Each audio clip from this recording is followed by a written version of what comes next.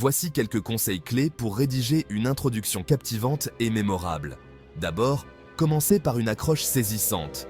Une bonne accroche capte immédiatement l'attention du lecteur. Il peut s'agir d'une citation puissante d'Olympe elle-même ou d'un fait intrigant sur sa vie. Cela donne le ton de votre essai. Par exemple, Olympe de Gouges a déclaré un jour « La femme a le droit de monter à l'échafaud. Elle doit également avoir le droit de monter à la tribune. » Cette citation montre son courage et sa détermination. Ensuite, donnez un bref aperçu de qui était Olympe de Gouges et de son importance historique. Cela aide à situer le lecteur. Mentionnez son rôle de dramaturge, d'activiste politique et d'auteur de la Déclaration des droits de la femme et de la citoyenne.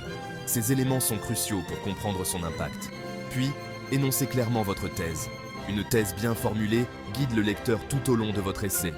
Il s'agit de l'argument central ou du point que vous allez développer dans votre essai. Assurez-vous qu'il soit précis et pertinent. Par exemple, cet essai explorera comment les écrits d'Olympe de Gouges ont défié les normes patriarcales de son époque et ont jeté les bases de la pensée féministe moderne. Cela montre l'importance de son travail. Enfin, donnez un aperçu des points principaux que vous allez aborder. Cela prépare le lecteur à ce qui va suivre. Décrivez les aspects clés de sa vie et de son œuvre dont vous allez parler, telles que sa jeunesse, ses œuvres majeures et son impact durable sur le féminisme. Ces points sont essentiels pour une compréhension complète. En suivant ces étapes, vous serez sur la bonne voie pour rédiger un essai captivant et informatif sur l'une des féministes les plus influentes de l'histoire, Olympe de Gouges. Bonne rédaction. Pourquoi y a-t-il si peu de gens qui parlent d'Olympe de Gouges, une figure si importante de l'histoire ? Prêt à rencontrer une femme qui a véritablement secoué la France du XVIIIe siècle et laissé une empreinte indélébile.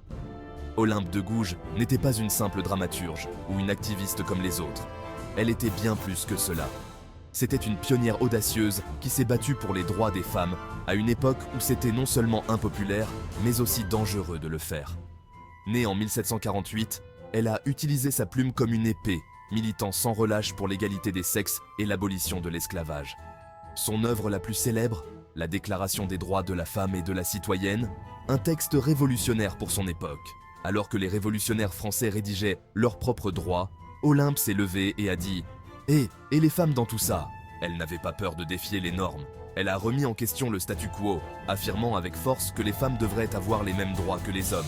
Mais prendre la parole et défier les conventions a eu un prix élevé. Ses idées révolutionnaires ont fait d'elle une cible, et en 1793, elle a été exécutée pour ses convictions courageuses. Pourtant, son héritage perdure et continue d'inspirer des générations. Olympe de Gouges nous rappelle que le changement n'est jamais facile, mais qu'il vaut toujours la peine de se battre pour ce qui est juste. Alors, la prochaine fois que vous penserez qu'une seule voix ne peut pas faire la différence, souvenez-vous d'Olympe et de son courage. Elle a utilisé la sienne pour résonner à travers l'histoire et inspirer des mouvements futurs. Merci d'avoir regardé. Restez inspiré, restez révolutionnaire et continuez à faire entendre votre voix.